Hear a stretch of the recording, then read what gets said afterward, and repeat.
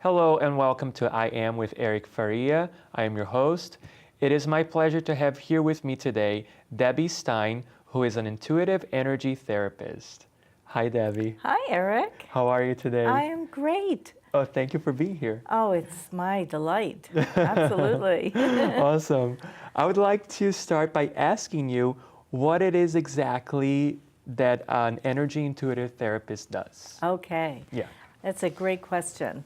So, energy is something that is everywhere. We're made up of energy. Energy is all around us. And we need energy, and we need the flow of energy in our bodies to exist in a healthy manner. Sometimes we get to places in our lives where there's too much energy in one place. It's stress produces that, work situations, being physically hurt, eating bad food, all kinds of things can do that. So what an energy therapist does is they find where too much energy is in one place or energy is stuck, so the flow of the body is being interrupted. And if the flow of the body continues for too long, dis-ease will eventually set in. So a good energy therapist can feel where that flow is being disrupted or even blocked, and they move the energy so the flow opens back up and the body goes back to its own self-healing. So it's not the therapist that is actually doing the healing, it is the therapist that is doing the balancing and the clearing so the body can heal itself. Got it. So it's almost as if you are for lack of a better term, like if you are a coach that is like teaching the team, seeing what the strengths are, what the weaknesses are, and just balancing it out so that the team can be the best that it can be. Yes, Sort of? It's a good analogy. Yeah. Another thing, I like to create a physical picture for people, and what I do is say, think about a stream in the forest. The stream in the forest nourishes the ecosystem. Right. But sometimes there are storms and rocks fall into the stream, branches fall into the stream, and if the storm is really bad, the whole tree can fall into a stream. Right. When that happens, that starts disrupting the flow of the water that is nourishing the ecosystem. So sometimes the flow is just channeled a little differently, but it's still flowing. So not as much water is getting as far. It affects the ecosystem, but it doesn't stop it. But if a dam eventually exists because trees have fallen and water is blocked completely, the ecosystem that exists below that blockage is not getting fed. And what happens when it's not getting fed? Well, it gets eventually, very sick. And if not corrected over a long period of time, it won't exist. Right. So what the energy practitioner is the one that picks out the rocks and the trees. And the longer something has been there, or the bigger it is, the more it takes to lift out. It may take several sessions to lift out. What is, for example, one case that you've had where you saw that there was a lot, for lack of a better term, a lot of stones, right? A lot of branches and things on the floor that you had to unblock, that initially you might have thought, this is going to take a long time, but you were actually very surprised by the progress made? That's a great question too, because there's a lot that the client themselves can do. If they believe that they are seeing the right person, and they believe in the talents that I have to offer and the skills that I have to offer, and they do their follow-up work, which may be meditation, may be yoga, depending on what their condition is, so they're helping it. So an example is, I also work in a hospital in Greenwich. Oh, you do, yes. Yes, and I happen to work in the med-oncology unit, which is the sickest unit in the hospital. The people with the worst challenges, come there. So sometimes I am able to do some energy work on some of the patients. And there have been some patients where I come in and I think, oh my goodness, okay, all I want to be able to do is make this person as comfortable as possible, but I don't always have high hopes that there's going to be a complete improvement. And I have been surprised sometimes. I was working with this woman one time, and she very much believed in energy work. She had energy work done before she came into the hospital. Yeah. She believed in meditation. She did meditate. And she was with us for about 3 weeks. And so I was able to work consistently with her. And she did improve more than I expected. And I even overheard one of her doctors saying, you know, I really can't explain it, but she has improved more than what we thought she would. That is fantastic. Yeah. Yeah. Do you feel like at times it's more also what the patient puts in that he's going to get out of the energy therapy that you do? Or do you feel like you do the work that you have to do and then they have quote unquote assignments in between each of the sessions? Yes. So it's a little of everything. The work, the energy work is going to work. They're going to improve whether they believe or not. Okay. But if they do believe and then they want to, you know, when I'm not with them, they want to continue meditating, and if they're able to move around and do some yoga, and because, you know, moving the body ends up helping with the energetic flow of the body. So if they're doing that, you know, and they're paying attention to how it feels, so not overdoing, I do believe that the progress will occur at a faster rate. Okay. But I do not think that moving or not moving or meditating or not meditating will stop any progress. I see. I see. So the energy works regardless of whether you do it or not. It might just speed up the process if you actually do something outside of the sessions. Yes, or last longer. Sometimes, for instance, let's say that you're feeling tired all the time, and sometimes you have headaches, and which so, sometimes happens to me, but okay. So we talk to each other. I take what I call an intake with you. I ask you lots of questions, and I say, you know, it seems like you have a lot of stress with your job, and then maybe some stress with a personal relationship outside your job. Right. And so because of this stress, there's some flow that's being affected in your body, and it's affecting your sleep. And the headaches is because the way you're thinking is taking in a lot of energy in your head, but it's not getting released because there's a blockage. It's not getting released. So I say, okay, I'm going to work. I'm going to get you balanced. And within the first session, you feel much better. Yeah. But then you go right back into what's stressing you. Guess what's going to happen? You're going to feel the headaches again. Yes. Yeah. It's all going to happen again. So your patterns have a lot to do with it, whether or not a person is willing to make that connection and make the changes. And make the changes. Yeah.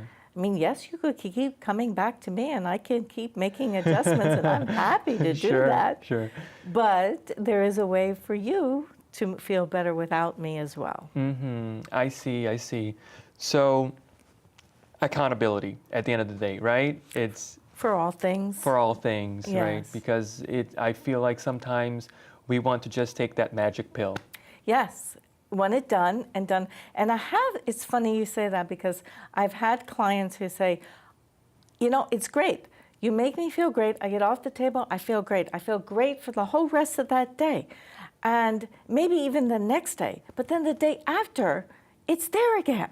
And I say, okay, but what did you do? Exactly. Differently. What did you do differently, right? Yeah, what did you do differently or what did you do the same? The same, yes. Because the same is going to get the same results. Yeah, exactly. So, but if they do something different, it's going to be a different result and they might actually experience even more of the work that you do. And like you said, it all depends on whether or not they want to take ownership of that.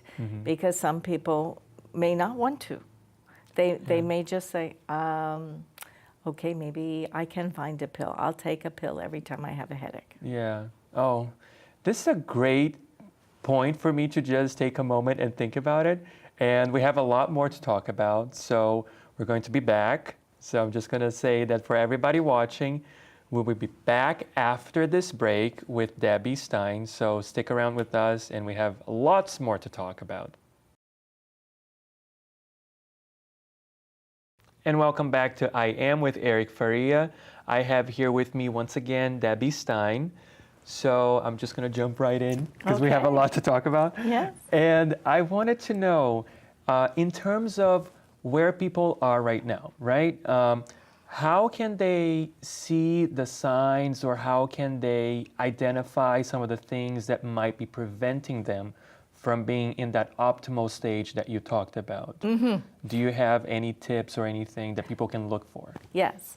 So, a lot of people are so used to enduring, and they don't know that their body's exhausted, or they don't know that they're sore Really, in you certain find that places. there are people that don't know? There's people that don't know. Really? Because they're so used to pushing. Yeah. I go back again into the hospital, and I will tell you that it is nurses in general, male and female. Right. They push it. They push it so hard. They're on their feet. The long shifts. They work 12-hour shifts. Yeah.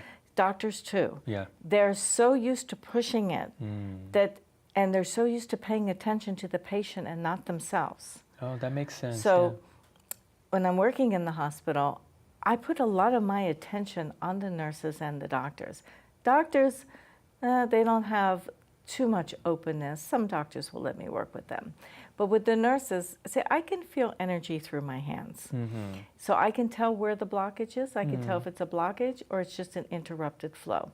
So I will say to them, oh, your shoulder, do you have stress in your shoulders? And they're like, they have to think for a minute.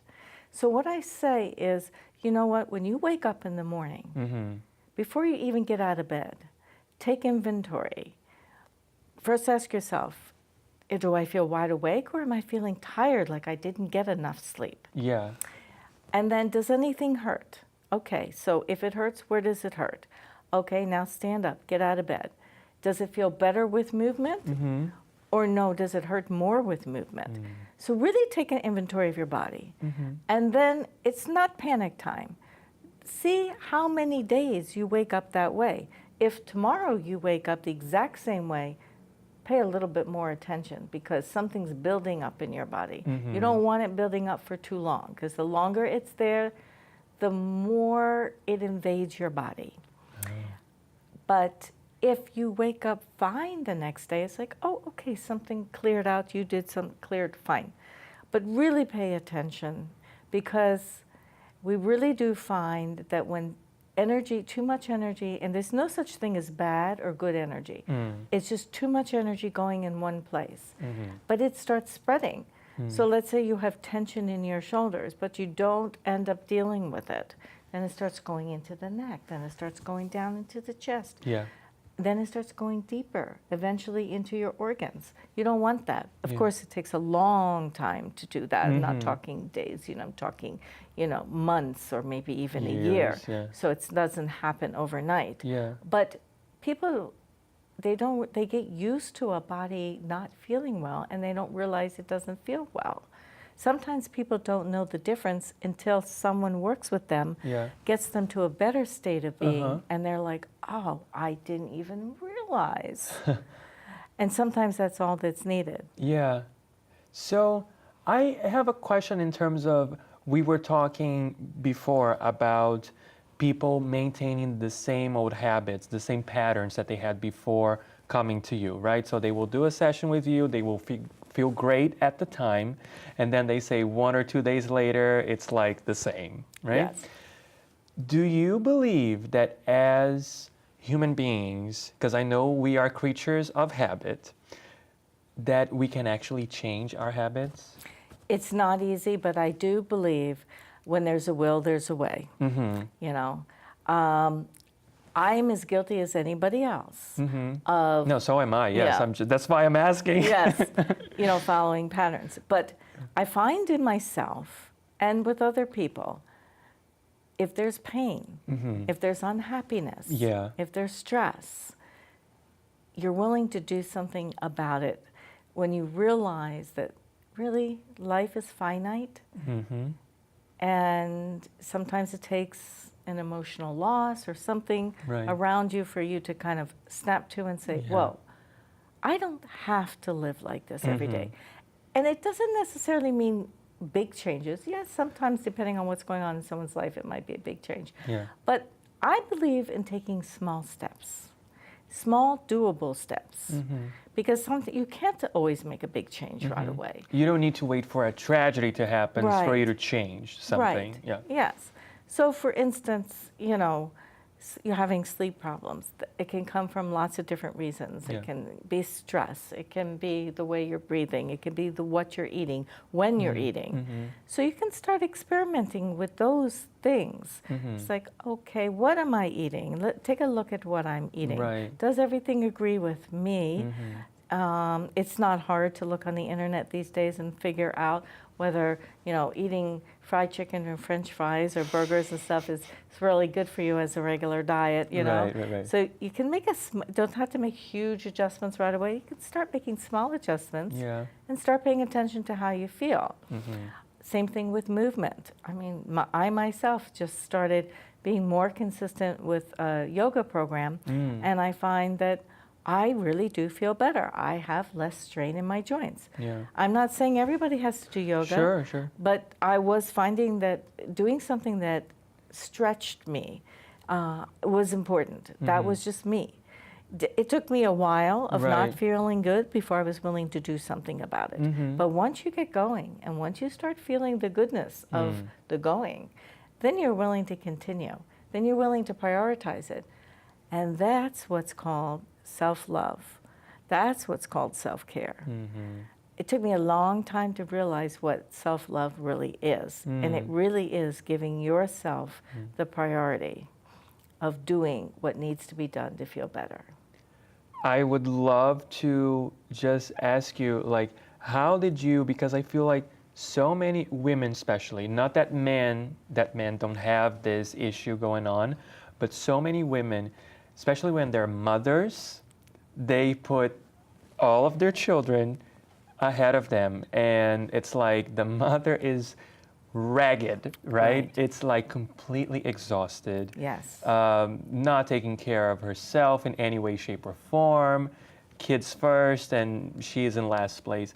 How then do you find a way to actually make yourself a priority? Especially because I believe that if you have kids, you should take care of yourself. It's kind of like the mask when you are in the airplane, right? They say that put the mask first on you and then on the child. Absolutely. So how do you actually find the way to do it? That's a good question. And not feel too. guilty. Yes, exactly. Yeah. That it isn't easy. It really isn't. And even if you want to do it, sometimes, you know, time and, you know, this one's asking for this and that one's asking for this. Yeah. It's not easy. But it takes some inner strength to say, I'm not going to be good to anybody if I keep going the way I'm going. And then you explain it to the people in your lives, why you need to take the time to do this, why it's important, and what you feel might happen if you don't do it. So as you're telling them, you're telling yourself at the same time. And again, I go with the small steps.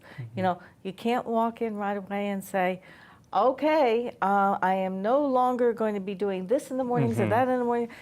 You got to go in small, because as much as you need time to adjust and figure out the best way to work it in your life, Yeah. the other people in your life also need that time. Of course, I totally agree with you. Totally agree. Wow, this is fascinating. Yeah, so we have more to talk about. I know that this segment went by like way too fast, but so for everybody watching, we will be back right after this break. You don't want to miss it, so stay there. And welcome back to I Am with Eric Faria. Once again, I have here with me Debby Stein. So Debby, during the break, we were talking about just the energy, right? When you walk into a room, for example, the energy that you have with you is the energy that other people are going to attach to, right? Right. And can you talk a little bit more about that? Because I feel like a lot of the times people are not cognizant of their energy and how it affects the environment around them. So as individuals, we are both receivers of energy. So the energy all around us, also the energy coming from other people, comes to us, but we are also transmitters. So if we're exhausted, right, and we walk into a room, any additional energy that comes towards us, instead of lifting us up, it's just going to sit on top of the extra energy we're already carrying because we're exhausted. Right. Because for a healthy body to really work with the energy, they've got to be taking in and releasing, taking in and releasing. To be able to take in and release, you have to have an open flow in the body. If you're overly tired, if you're stressed, that flow is disrupted. So you're taking in, you're not releasing. You may be releasing a little bit. Then you walk in the room and somebody's got all this energy, and it could be good stuff, and they're like sharing this with you, and you're like, I'm sorry, I can't take in any more. Yeah. Then the other person starts feeling the heaviness of yours because you're weighted down with all this energy. Wow. All of a sudden the conversation starts coming down. Mm-hmm. And you may not notice that it's even going on, but the person who has more of an open flow, they're noticing it. Yeah, you feel heavy. That's happened to me sometimes where the other person's energy is so low that I feel like there's something literally weighing me down. Yes, and literally.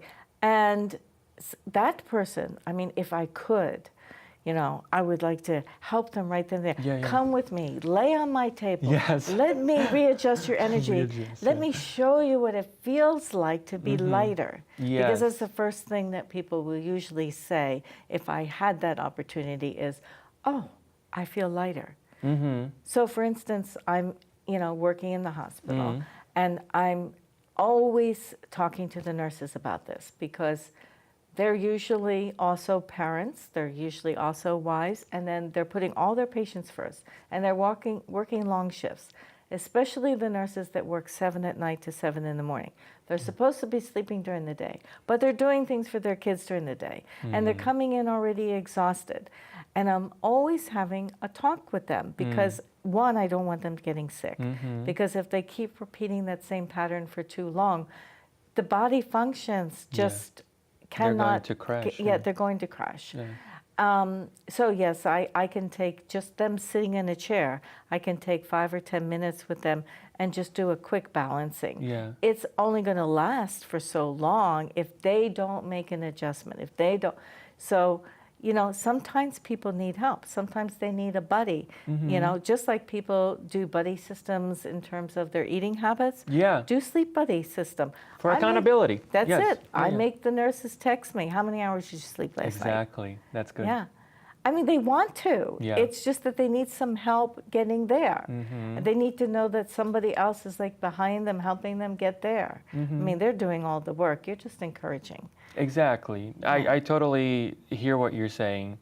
Do you believe or do you think that the emotional also can take a toll on your body and your energy? Most definitely. Yeah.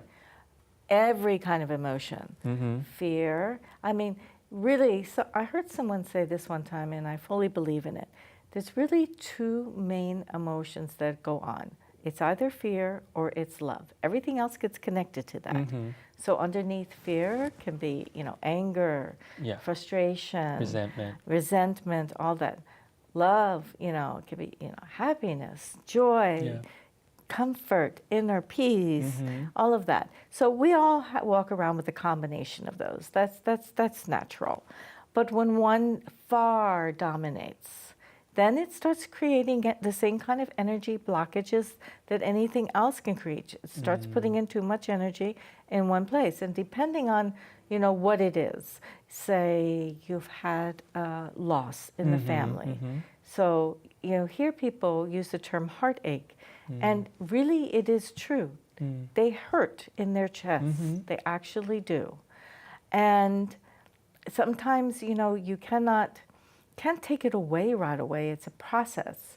It does need time. Yeah. But you can put an effort into the time. So, you know, I myself, I lost my mother a year and a half ago. And, you know, it's not the first loss I've had, but it's a deep one. Yeah. So I started having to think about what it is that helps me feel better, even if it's just for a couple of hours. So yes, you know, meditation and all of that and some movement. But I found myself saying, okay, it's not going deep enough. I can tell it's just not going deep. I got to find something else. Eventually, you know, what I found that really works with me is working with horses. Oh. And horses give off their own energy. So now, ironically, I have the opportunity to actually do energy sessions with people partnering with horses. We actually set up a table in the barn, and the horses participate. They have their choice. They're never made to do it. Yeah. But they participate. I recently gave a presentation at the Byram Library in Greenwich, and in my presentation I showed some of the pictures of me partnering with the horses and having a client on the table. That is amazing. Yeah. I feel like that's something that a lot of people would just for the experience, they would be able or open to do it. Yeah. Yeah. There's a place in Wilton, Connecticut called Possibilities Farm, run by a woman named Carrie Brady. She's also a Reiki master. Wow. And she makes it happen. Well, you know, that was my healing, you know, that was the magic pill for me, and still is. But everybody has their own. I was just going to say, so everybody has their own thing that they need to find for themselves, right? So whatever it is, if it is horses or if it is walking in nature. Exactly. You know, right? Nature is a great place. Yeah. You know, I really, even if you're not a hiker or this, that, I don't know anybody that can't benefit from a nice little walk in a pretty scenery. Exactly. You know, whether you're a beach person or mountains or forest, you know, or even just walk around a nice neighborhood, whatever it is, and pay attention to what's around you. Don't put your earplugs in. Don't listen to music. Keep your eyes open and pay attention to what's around you and hear nature's voice. Yeah, it's so true. Just quickly, yesterday I was actually walking by a lake, I'm not even a hiker, but I just enjoy going sometimes. And this was the first time that I went to this lake, and I just was so peaceful. I felt so one with that place that I just felt connected. Perfect. It's perfect, right? Yeah, it's perfect. And by the way, your energy feels really good. Oh, thank you. Yes, you've I got a nice appreciate flow. that. I appreciate it. Thank you. Glad to hear that. So before we go, I like to ask my guests for rapid fire questions. So I will say something and you say whatever comes to mind without thinking too much about it. So what is energy for you? Energy is flow. That's really what it is. It's flow. It's our life source. What is love to you? Love is really everything if you let yourself feel it. And if you have love, then you're able to take in all the beauty around you and give the beauty. Yeah, awesome. It's the ultimate balancing, you know. I would agree, yes. And since the title of the show is I Am, if you could finish this sentence, I am. That's a good one. You know, I just feel like I am a being experiencing this life in the most spiritual way possible. I love that. I love it. Yeah, it's really good. Thank you. So, Debbie, thank you so much for being here. This was a pleasure. It went by really fast. Yes. I hope it was as good for you as it was for me. Oh, it was such a pleasure. Thank you so much, Eric. Thank you. And I would love to have you back at some point and we can explore some more topics related to energy. Perfect. Yes? Yes, thank you. So, for everybody watching, thank you very much. We are going to come back next week with a new episode. Thank you for watching. Bye now.